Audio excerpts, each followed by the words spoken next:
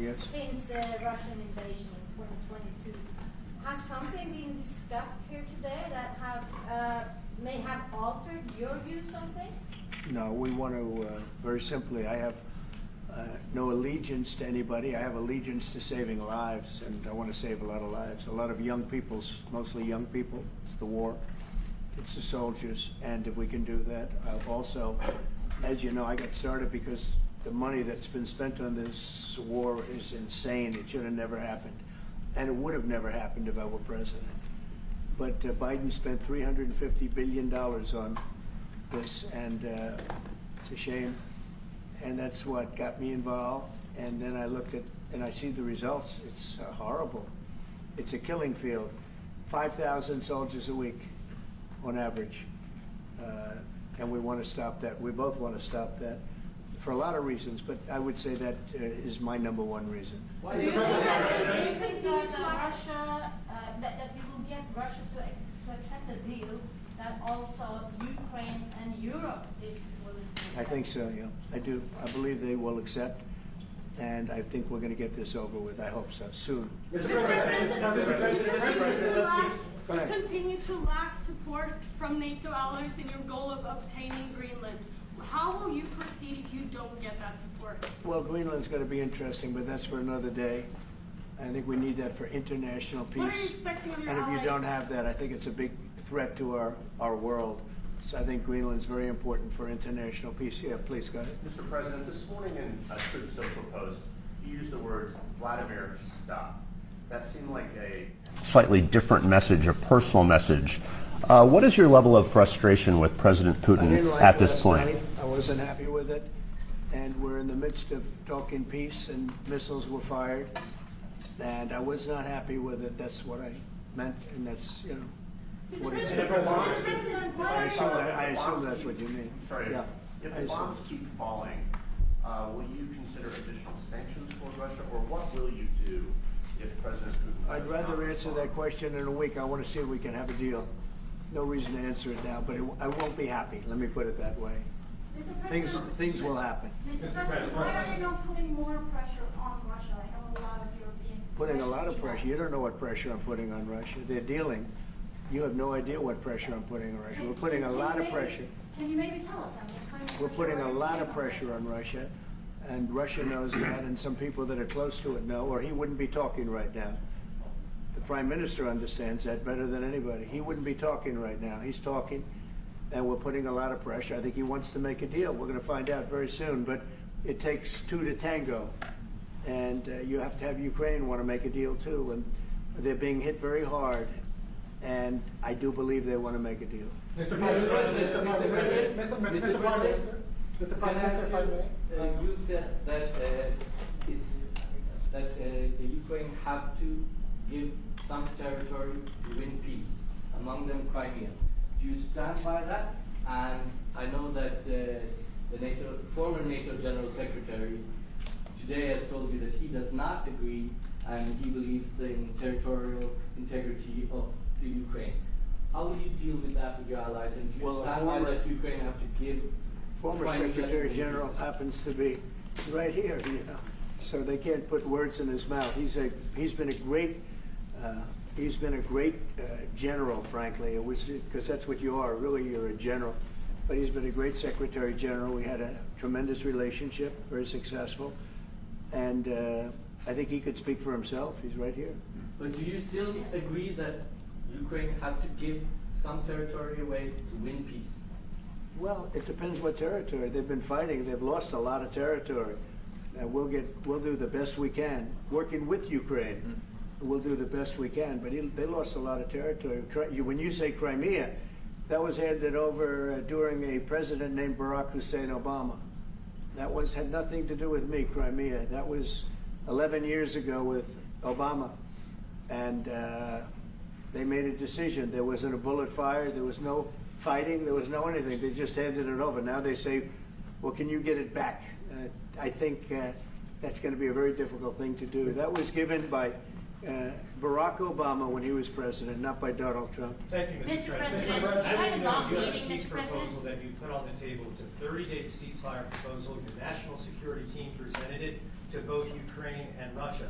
2 months ago, Ukraine agreed to that ceasefire proposal. Immediately, Russia has not. And my question is Russia the obstacle to peace based upon that, just getting to that 30-day ceasefire? I don't think so. I think that they both want peace right now. They're ready to do something. We'll see what happens. Complicated, very complicated. But I think they are both very much looking to make a deal. Marco, what would you say? Well, first of all, what was put before our partners was options to discuss about things that it would take to end a war. This war is endable. Both sides just have to agree to it. We've shown them a pathway forward. We've discussed those ideas. It was a good meeting yesterday. There'll be good meetings over the weekend. We've shown them the finish line. We need both of them to say yes. But what happened last night with those missile strikes should remind everybody of why this war needs to end. It's horrible those missiles landed. What's even worse is there are today people that were alive yesterday that are not alive today because this war continues, and the president wants to stop it. And everyone should be thanking the president for being a peacemaker and trying to save lives. That's what we're trying to do here. It's not our war. We didn't start it, as you know. But we're trying to end the dying. We're trying to end the destruction. And we've shown the path forward. We can see the finish line, but both of them have to get there. We're going to do everything we can to help them get there, but they have to ultimately say yes. Both And we are using a lot of pressure on both. You know, if you think we're just in there because we're nice people, and we are nice people, but we're using a lot of pressure on both. What concessions, Mr. President, and to your national security team, what concessions has Russia offered up thus far to get to the point where you're closer to peace? Stopping the war, taking the whole country. Pretty big concession. Mr. President, if you are going to take down the tariffs, what do you want Norway to buy more of from the U.S.? To buy more? Well, you don't need snow. You don't need skis. You don't need ski champions either, right? You have a lot of them. We just want to keep the relationship the way it is. We've had a great relationship. I think now maybe closer than ever, but we've had a great relationship with Norway. I think just keep it the way it is, kid.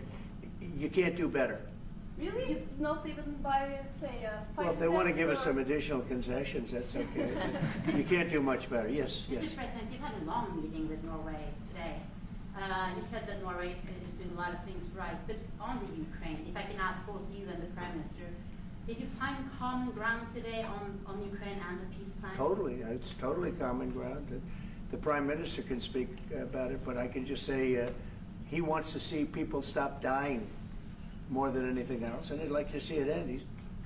He's going to help us end it. Mr. President, can I say that to move towards an end of this war, U.S. engagement is critical, and President Trump made that possible. That is clear, that is obvious, it's really happening. Now the important thing is that both parties have to know that they have to deliver, and they have to feel the pressure to deliver. Ukraine is under attack. They are defending themselves. Lives are being lost. And we believe very firmly that there needs to be a ceasefire, the initiative taken by the US some time ago. It needs to be respected.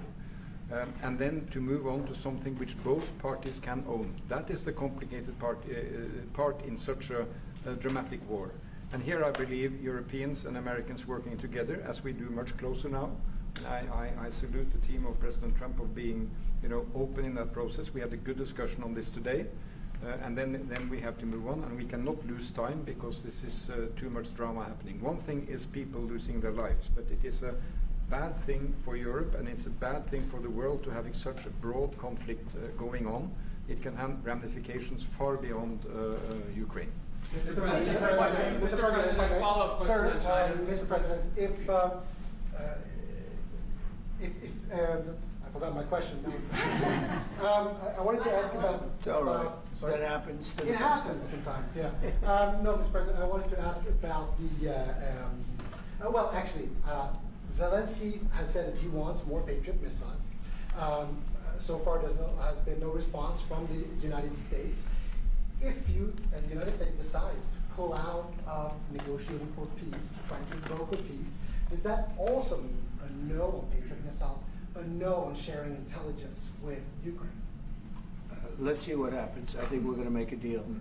And if we make a deal, that'll be wonderful. We won't have to worry about your question. You can ask that question in 2 weeks, and we'll see. But I think we're getting very close. The Prime Minister feels the same way, and we'll hopefully not have to answer that You said question. once the president. Mr. President, Norway is the third country to be officially invited to the White House after Liberation Day. Why did you invite Norway so soon to the White House? Because I like them. And I like your Prime Minister, and I like the way your government runs, and I respect the King. He's highly respected in Norway. It's a great thing, not an easy thing to do. Would you He's done a great job. Yeah. Would you like an invitation to visit the King? Absolutely. You get me that invitation. I just told the president he's welcome to visit Norway. President Trump, first like farming, Yeah, like, you said before that you like the Norwegian Petroleum Fund, and I'm wondering if that has been up for discussion today, the way that we have structured our money, and whether. Well, this fund was created in the late 1990s to save for future generations the income from oil and gas. Norwegians should continue to work as hard, dedicated, innovate, and move forward, despite having these incomes, which we happen to be in the period of our history where we can harvest, and we have transferred that into investments, half of them, by the way, here in the United States. Mm-hmm. So I think this is a model which we have been able to explore. If we can share experiences, and we do with our colleagues in the US, you never copy this one-to-one, but there can be techniques and way of working that we have used in organizing our fund. Jens Stoltenberg was the finance minister when the first dollar entered that fund, so he's a safe hand to have as a finance minister today. What do you say? No, and as you said, Mr. Prime Minister, we are ready to sit down with the US to also work with them on if they want to establish a sovereign wealth fund, because we have a good experience with our fund. And I think that one example of how we work together with the United States is that half of the fund, close to $1 trillion US, are invested in the United States, mainly in equity, but also some in fixed income, including government bonds. So this is an expression of trust in the United States, expressed by the strong investment of the Sovereign Wealth Fund.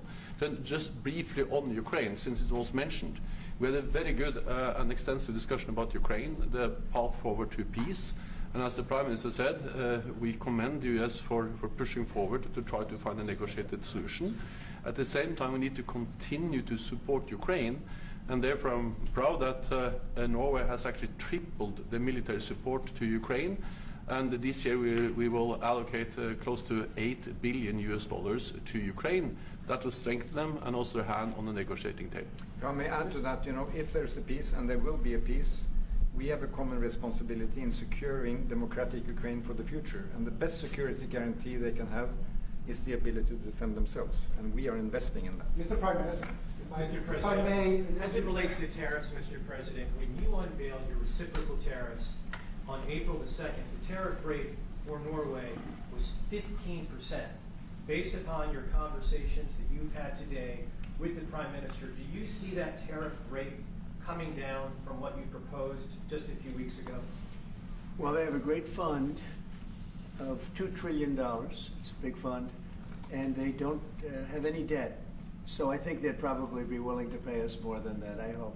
Are the two nations in agreement? Mr. President, Yes. in 2018, your former Secretary of State, Mike Pompeo, called for an end to Russian occupation of Crimea. Why has this administration changed its stance on territorial concessions for Crimea? Well, the war started. It would have never started if I were president. This is a war that is horrible. All wars are horrible. This one is in particular bad. And I don't know that you can ever say there's going to be a winner to this, because so many lives have been lost. Not only soldiers, a lot of lives have been lost. I think that we want to do one very simple thing. It would have never happened if I were president. Zero chance it was going to, and it didn't. People say, how do you know that? Number one, it didn't happen. We never even discussed it. I would talk to Putin about it. It was the apple of his eye. Ukraine was the apple of Putin's eye, but there was never even a thought that he'd go in. And I think he understood that I would not be happy if he did. And it was only when I got out, and when you mention what happened to Ukraine years ago under President Obama and a vice president that was also president later, unfortunately for this country. What happened is large chunks of land were given up, and it was called Crimea, and that was a big thing. That was a big moment. But this isn't my war. This is Biden's war. This is a war that Biden was president when this war happened. But I'm trying to put out the fire, and I think we'll be successful. And if we do, we're going to save a lot of lives. Otherwise, and the Prime Minister had a statement. He said, this is just a point in time. We're very lucky because this is a point. And if this doesn't happen, this could go on for a long time. Mr. President, will you have meetings with other world leaders when you're in Rome, sir? Future Democrat president? I don't think he will. I think he wants to make peace. I think he wants to end it. And I feel pretty confident of that, but we're gonna know pretty soon. Mr. President, will you have meetings with other world leaders when you're in Rome? Yes, I will. Which leaders do you want to meet, sir? Well, I'd like to meet them all. That would be nice. I'd like to take care of all of them, but we have many of them there, and they all want to meet. And they want to meet about trade. And we are making some great inroads and great deals. You might want to speak about that, Mr. Secretary. We had a very successful bilateral meeting with the Republic of South Korea today.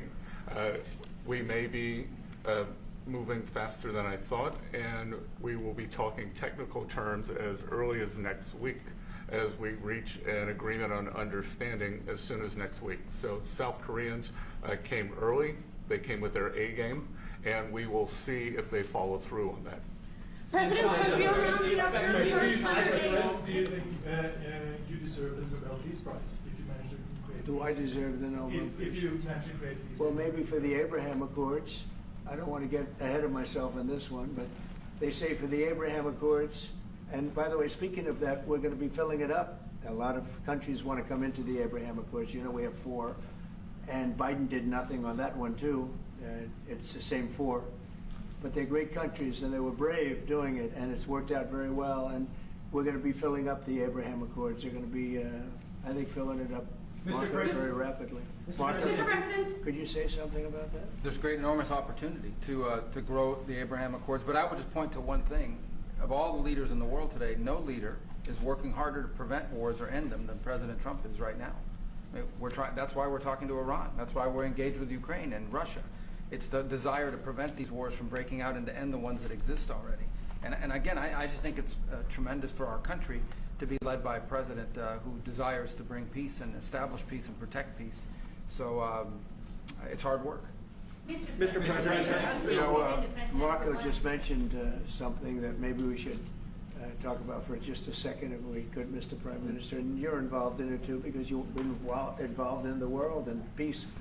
But I think we're doing very well with respect to Iran, and we're having very serious meetings.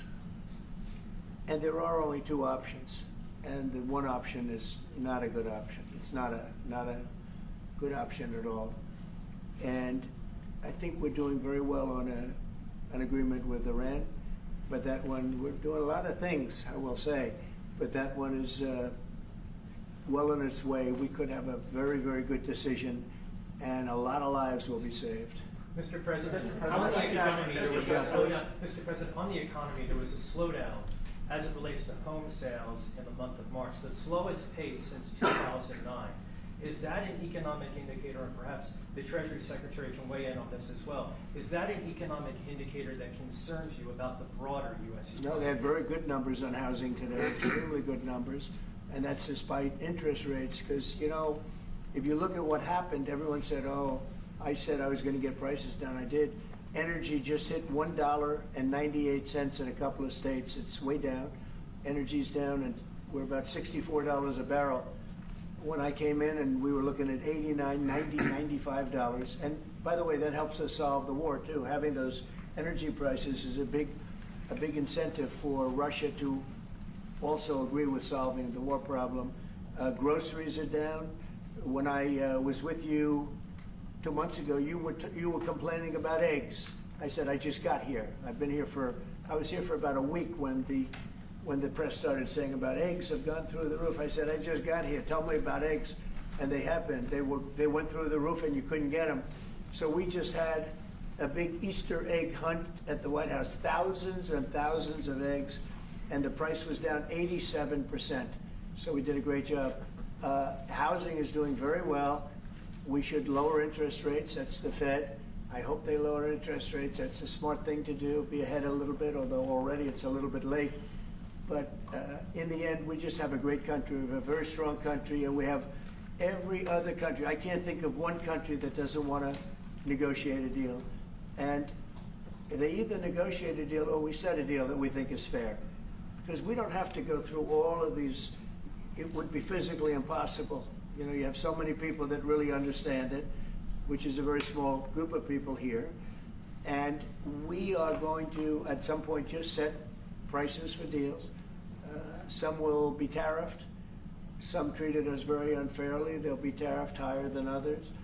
But we've been ripped off for many, many years. The United States has been ripped off like no country probably in the history of the world has been ripped off for 45, 50 years. And countries have gone rich by doing that with the United States. We've taken care of their militaries, and military is another subject we talk about. We're not going to make that subject to any of the deals, but you know the same countries that I do where we virtually take care of their military and then don't get treated fairly on trade. So the people, and I don't blame those countries, I blame the people that sat at that beautiful desk right behind you, because those people didn't do the job for this country, and they let us lose $4 billion a day on trade. We were losing $4 or $5 billion a day on trade when I got here, and now we're going to be much better than breaking even, and we're going to be making $4 or $5 billion a day on trade. So, but I don't blame any country, not the worst of them. And we were abused by countries. I blame the President of the United States that happened to be sitting when these deals were made. Disgraceful. When I was here, we had a great 4 years. We had the most successful economy in the history of our country, my first term. And we were very tough on trade. And with China, as you know, they paid hundreds of billions of dollars in tariffs. But nobody else ever did that. China paid not 10 cents to any other president. And but not only China, virtually every country got away with murder. And we just can't let that happen. Thank you very much, everybody. Thank you very much. Appreciate it. Thank you very much. Thank you, thanks everybody. Head out. Please start moving. Thank you. Thanks everybody. Thank you, press. Head out. Let's go. Thank you. Thank you. Keep going. Keep moving. Thank you. Thank you, press. One little mistake. It's over. One mistake. Peter, out. Thank you. Sorry. I just finished. Thank you. Thank you. Thank you. Thank you. No more photos. Thanks. Keep moving. We're done. Sir, we're done. Thank you, press.